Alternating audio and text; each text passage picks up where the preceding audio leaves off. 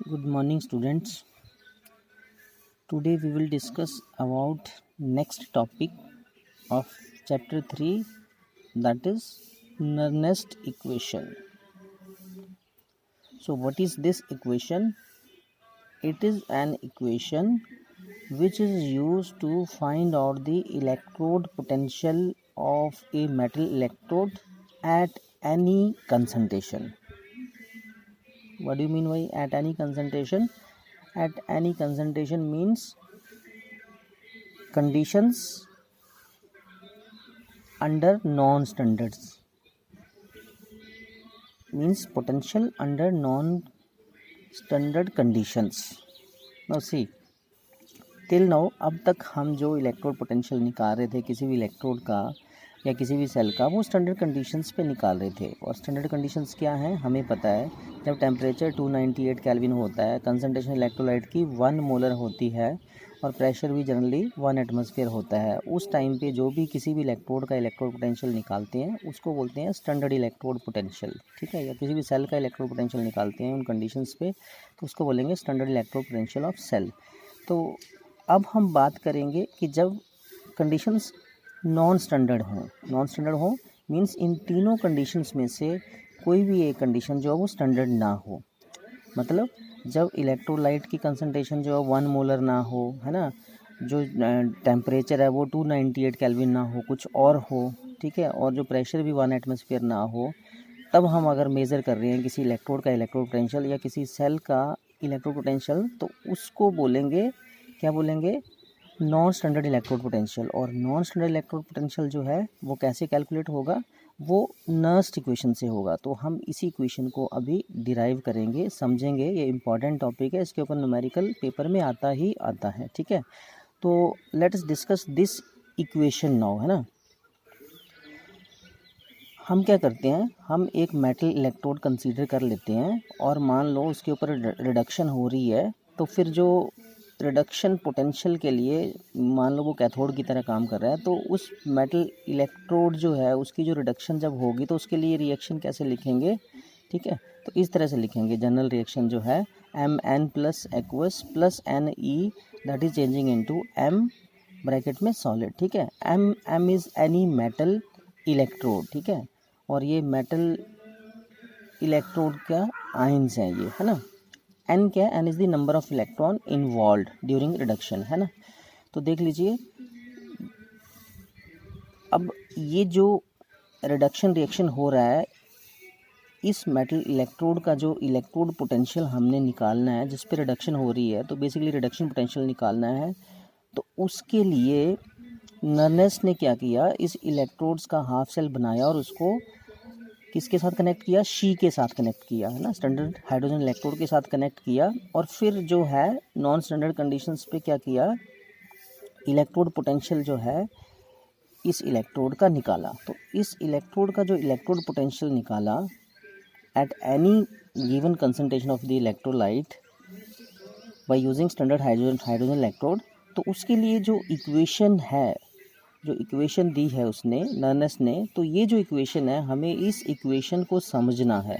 ठीक है, तो इस इलेक्ट्रोड के लिए हम इक्वेशन किस तरह से लिखेंगे, इस तरह से लिखेंगे, E of M N plus oblique M, M N plus oblique M मतलब रिडक्शन हो रहा है यहाँ पे, इलेक्ट्रोड का क्या हो रहा है, reduction. N is the number of electron involve during reduction, that is always equal to standard electrode potential of that electrode. Standard electrode potential standard conditions पे, है ना, ये है नॉन स्टैंडर्ड कंडीशंस पे, है ना। और साथ में फिर क्या आएगा, minus R T over N F into L N, natural log of M solid concentration divided by M N plus aqueous concentration. ठीक है, इस इक्वेशन से आती है ये चीज़, ये जो चीज़ है इस इक्वेशन में, जो ये हमारा प्रोडक्ट है वो उसको हमेशा ही ऊपर लिखते हैं और जो रिएक्टेंट है उसको नीचे लिखते हैं। ठीक है, उसकी कंसंट्रेशन को नीचे लिखते हैं। तो हमेशा ही ये वाली जो इक्वेशन है वो हमेशा उस पर्टिकुलर रिएक्शन से आता है ना। तो ये सिंगल रिएक्शन हो रहा है, रिडक्शन रिएक्शन हो रहा है, तो उसके लिए इसको इस तरह से लिखेंगे। ठीक है, अब ये याद रखना आपने कि जो मेटल सॉलिड स्टेट में जो होती है उसकी एक्टिविटी जो हमेशा ही यूनिटी होती है, 1 होती है, ठीक है। तो यहाँ पे मेटल जो सॉलिड में है उसकी हम वैल्यू जो है उसकी कंसंट्रेशन की वैल्यू 1 डाल देंगे, ठीक है। तो फिर इस इक्वेशन को इस तरह से लिख देंगे, क्लियर। अब यहाँ पे आर क्या है, R is a gas constant, T क्या है, T is the temperature at which we are doing the calculation, N is the क्या है, नंबर ऑफ इलेक्ट्रॉन इन्वॉल्व, है ना, और एफ क्या है, फैराडे कांस्टेंट होता है, ठीक है। और ये मैं आपको बता ही चुका हूँ, ठीक है। तो ये अब ये जो फैराडे की जो वैल्यू है वो हमें याद रखनी है। 1 फैराडे जो है उसकी वैल्यू होती है 96500 कूलम पर मोल, ठीक है, 96500 कूलम पर मोल। अगर मान लो हम 298 केल्विन पे कैलकुलेशन कर रहे हैं मान लो, तो फिर जो आर की वैल्यू वहाँ पे हम यूज़ करते हैं वो ये वाली यूज़ करते हैं 8.314 जूल पर केल्विन पर मोल, ठीक है। टेम्परेचर मान लो 298 पे हम कैलकुलेट कर रहे हैं, जो इलेक्ट्रोलाइट की कंसंट्रेशन है वो 1 मोलर नहीं है बस, है ना। तो फिर इसको जब हम सॉल्व करेंगे, आर की वैल्यू डालेंगे, टी की वैल्यू 298 केल्विन डालेंगे, एफ़ की वैल्यू डालेंगे, तो जब ये वैल्यू हम डाल देंगे यहाँ पे, तो इस इक्वेशन को जब हम सॉल्व करेंगे M N plus aqueous oblique M that is equal to E naught of M N plus oblique M, तो माइनस ये सारी वैल्यू जब पुट कर देंगे यहाँ पे, तो फिर ये नेचुरल लॉग जो है इसको भी लॉग टू दी बेस 10 में कन्वर्ट करना होगा जब हमें, तो हमें पता है हम 2.303 से मल्टीप्लाई करते हैं, तो ये 2.303 और ln की जगह पे LOG हो जाएगा, ठीक है। तो ये सारी जब वैल्यू यूज़ करेंगे, n हमें नहीं पता कि कितने इलेक्ट्रॉन इन्वॉल्व हो रहे हैं, तो n को n ही रखेंगे, ठीक है। तो n को हम अभी n ही रखेंगे। तो फिर ये सब सारी वैल्यूज़ जब हम रख देंगे और इसको सॉल्व करेंगे, तो इसकी वैल्यू ये आती है 0.0591 ओवर n। ये सारे की जो वैल्यू है वो कितनी आती है, 0.0591 आती है ओवर, ये बच जाएगा n। बाकी दोनों चीज़ें एज इट इज़ रहेंगी, ठीक है। तो ये जो इक्वेशन आएगी इसी को क्या बोलते हैं, इसी को बोलते हैं Nernst equation for any electrode, ठीक है, नर्नेस्ट इक्वेशन। इस इक्वेशन को यूज़ करके हम क्या कर सकते हैं, हम किसी भी मेटल इलेक्ट्रोड का इलेक्ट्रोड पोटेंशियल निकाल सकते हैं, क्योंकि उस मेटल का electrode potential, standard electrode potential तो हमें दिया होगा, तो वहाँ उसकी वैल्यू वो यूज़ कर देंगे। और एन जो कितने इलेक्ट्रॉन इन्वॉल्व हो रहे हैं वहाँ पे रिएक्शन में, जैसे मान लो यहाँ पे Cu2++2 इलेक्ट्रॉन होगा, that is changing into Cu, तो एन की वैल्यू क्या हो जाएगी, 2 हो जाएगी ना, number of electron involve in the reaction, ठीक है। तो एन की वैल्यू 2 हो जाएगी। और ये जो कंसंट्रेशन है वो जो इलेक्ट्रोलाइट होगा उस पर्टिकुलर रिएक्शन में वो दे रखा होगा, तो उसकी कंसंट्रेशन यहाँ यूज़ कर देंगे, तो एन की वैल्यू यूज़ कर देंगे, ये वैल्यू हमें दे रखी होती है, तो हम इलेक्ट्रोड पोटेंशियल उस इलेक्ट्रोड का निकाल सकते हैं। तो इस इक्वेशन को हम न्यूमेरिकल में यूज़ करेंगे to find the electrode potential of any single electrode, clear. Okay student, next अब हम क्या करेंगे, derivation of Nernst equation for any cell. For any cell, एक सेल के लिए, जैसे कि मान लो हमने यहाँ डेनियल सेल ले लिया है, तो कोई भी जब हम इलेक्ट्रोकेमिकल सेल हम कंसीडर करेंगे तो उसमें एनोड भी होता है, कैथोड भी होता है, एनोड इलेक्ट्रोलाइट भी होता है, कैथोड इलेक्ट्रोलाइट भी होता है। जब हम उसको कनेक्ट करते हैं बैटरी से, वोल्ट मीटर से और साल्ट ब्रिज से, तो एक सेल बन जाता है। तो उस सेल का जो पोटेंशियल है at any concentration of electrolytes, उसको कैलकुलेट करने के लिए हम नर्नेस्ट इक्वेशंस को यूज़ करेंगे। तो हम इस सेल के लिए, डेनियल सेल के लिए, हम इस इक्वेशन को कैसे हम यूज़ करेंगे, किस तरह से डिराइव करेंगे नर्नेस्ट इक्वेशन डेनियल सेल के लिए, वो समझेंगे, ठीक है। तो हम क्या करते हैं कि डेनियल सेल कंसीडर कर लेते हैं जिसमें रिएक्शन होता है ये Zn plus Cu2 plus aqueous that is changing into Zn2 plus aqueous plus Cu, ये हमें पता है। ये डेनियल सेल में पीछे हमने सेल की कंस्ट्रक्शन भी करी थी, उसमें जिंक एनोड का काम कर रहा था, हमें पता है, और जो कॉपर जो है वो कैथोड का काम कर रहा था, और हमने सेल कंस्ट्रक्ट किया था, ठीक है। अब हम ये जो डेनियल सेल है, अब हम इस सेल का क्या निकालेंगे, इलेक्ट्रोड पोटेंशियल निकालेंगे अंडर नॉन स्टैंडर्ड कंडीशंस, ठीक है। जब इलेक्ट्रोलाइट की कंसंट्रेशन यूनिटी नहीं है, मान लो 1 मोलर नहीं है, ठीक है। तो इस डेनियल सेल का जो इलेक्ट्रोड पोटेंशियल हम एट एनी कंसंट्रेशन, जब सेल का सेल पोटेंशियल निकालेंगे, तो हम पहले फार कैथोड कैसे लिखेंगे, कैथोड में क्या रिएक्शन होगा ये हमें पता है, Cu2+2 electron that will change into Cu, है ना। तो कैथोड पे जो रिडक्शन हो रही है उसका जो रिडक्शन पोटेंशियल है अकॉर्डिंग टू नर्स्ट इक्वेशन, उसको हम कैसे लिखेंगे, इस तरह से लिखेंगे, E of Cu2 plus oblique Cu that is equal to E naught of Cu2 plus oblique Cu minus 0.0591 over 2, यहाँ नंबर ऑफ़ इलेक्ट्रॉन इन्वॉल्व 2 हो रहे हैं तो मैंने 2 लिख दिया, बाकी वैल्यू मैंने 298 केल्विन पे जनरली हम रिएक्शन को कैरी आउट करते हैं और 1 फैराडे की वैल्यू यूज़ करके आर की और वैल्यू यूज़ करके ये डायरेक्ट लिख दिया है जो हमने पीछे डिराइव किया था। इनटू लॉग ऑफ क्या हो जाएगा यहाँ पे, क्योंकि ये जो प्रोडक्ट है Cu उसकी कंसनट्रेशन सॉलिड है तो ये 1 हो जाएगी, मैंने अभी बताया था 1 divided by Cu2 plus aqueous ये कंसनट्रेशन आ जाएगा, ये हमने अभी पीछे पढ़ा है ना। अब फॉर एनोड, एनोड के लिए रिडक्शन पोटेंशियल जो अकॉर्डिंग टू नर्स्ट इक्वेशन कैसे निकलेगा, वो निकलेगा E of Zn2 plus oblique Zn, reduction potential है तो इसलिए Zn2 प्लस को पहले लिखेंगे, Zn को बाद में, that is equal to E naught of Zn2 plus oblique Zn minus 0.0591 over 2 log of 1 over यहाँ पे क्या आ जाएगा, यहाँ पे आ जाएगा Zn2 प्लस एक्वस, नीचे Zn2 प्लस आ जाएगा क्योंकि एनोड के लिए अब जो है एनोड के आयन जो है उनकी कंसंट्रेशन नीचे आ जाएगी, है ना, हम रिडक्शन फॉर्म में ही लिखते हैं तो ये इक्वेशन आ जाएगी। अब बहुत सिंपल है बेटा, हमने क्या करना है, ये इक्वेशन 2 है और ये इक्वेशन क्या है 1 है, इन दोनों इक्वेशन को क्या कर देना है हमने, we will subtract equation 2 from equation 1, है ना।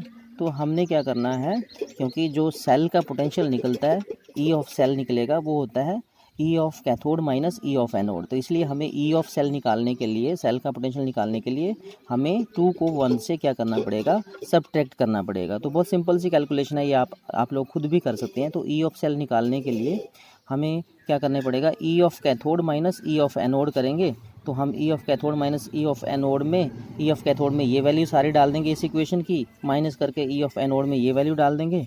तो जब हम ये वैल्यू डालेंगे तो इसको हम थोड़ा सा सॉल्व करेंगे जब हम, तो आप देख सकते हैं जब इसको सॉल्व करेंगे तो ये सॉल्व करके ये आ जाएगा E of cell is equal to E naught of cell, क्योंकि ये this minus this standard electrode potential of cathode minus standard electrode potential of anode, दोनों को माइनस करेंगे तो वो आ जाएगा standard electrode potential of cell आ जाएगा, है ना, माइनस 0.0591 ओवर 2, और ये आ जाएगा हमें log M minus log N, log M over N होता है, इसको थोड़ा सा सॉल्व करेंगे तो इस तरह से ये सॉल्व होके आएगा, E of cell is equal to E naught of cell minus 0.0591 over 2 log of Zn2 plus aqueous concentration over Cu2 plus aqueous concentration, ये आ जाएगा।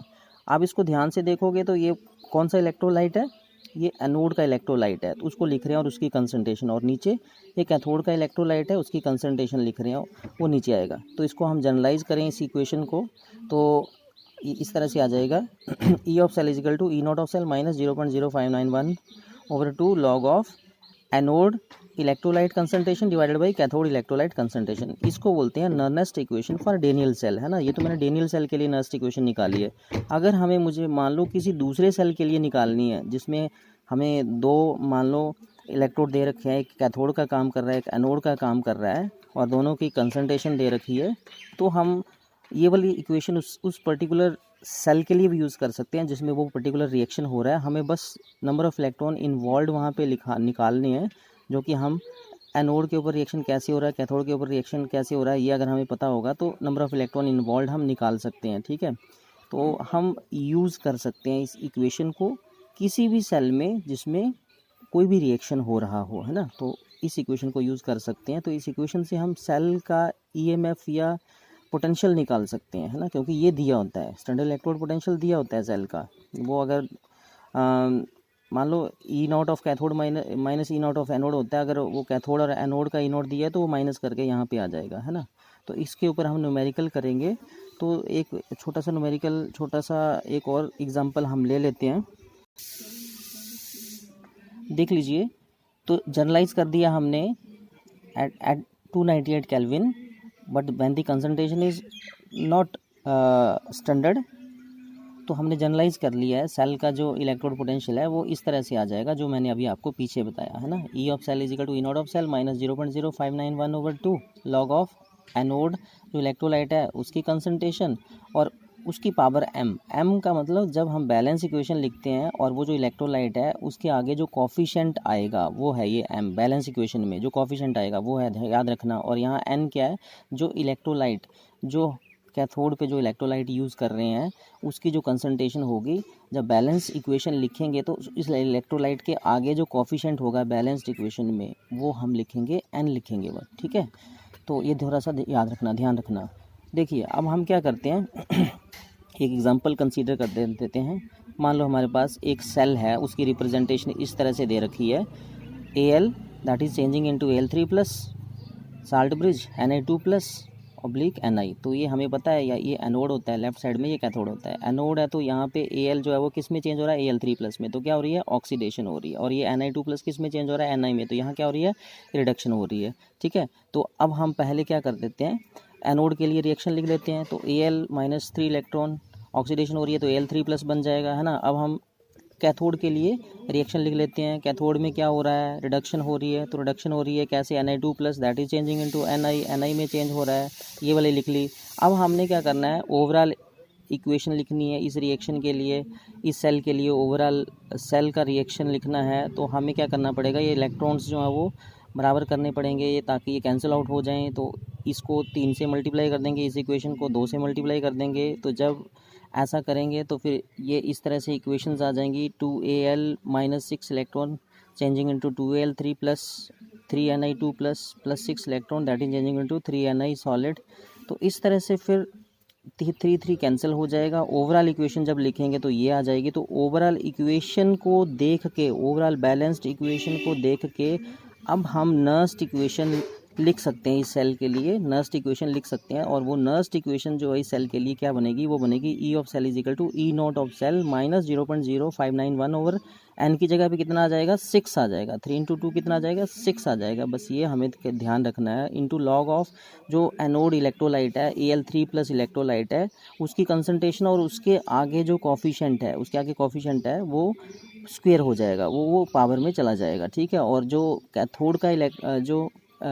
कैथोड का इलेक्ट्रोलाइट है Ni2+ है, इस इक्वेशन से Ni2+ है, वो नीचे आ जाएगा और उसकी कंसंट्रेशन और उसके आगे जो कोफिशिएंट लगा जो वो पावर में चला जाएगा। तो देखिए बेटा, इसके ऊपर न्यूमेरिकल आते ही आते हैं। हमें क्या क्या दे रखा होता है, हमें एनोड का जो इलेक्ट्रोलाइट है उसकी कंसंट्रेशन दे रखी होती है, कैथोड का इलेक्ट्रोलाइट है उसकी कंसंट्रेशन दे रखी होती है। हमें एन नहीं बताया जाता, वो हमने खुद देखना होता है कि किस इलेक्ट्रोड की ऑक्सीडेशन होनी है, किसकी रिडक्शन होनी है और कितने इलेक्ट्रॉन इन्वॉल्व होंगे। वो सेपरेटली इक्वेशंस को लिख के हम पता लगा सकते हैं। तो वो हमें खुद, और E0 ऑफ सेल दिया होगा, अगर कई बार E0 ऑफ कैथोड दिया होता है और E0 ऑफ एनोड दिया होता है, तो दोनों को कैथोड माइनस एनोड करके E0 ऑफ सेल निकाल लेते हैं। तो यहाँ से फिर ये सेल का जो इलेक्ट्रोड पोटेंशियल है, यानी कंसंट्रेशन, वो निकाल सकते हैं उस पर्टिकुलर गिवन रिएक्शन कंडीशंस के ऊपर। तो इस इक्वेशन को हम न्यूमेरिकल में यूज़ करेंगे, बहुत सिंपल है, न्यूमेरिकल करेंगे।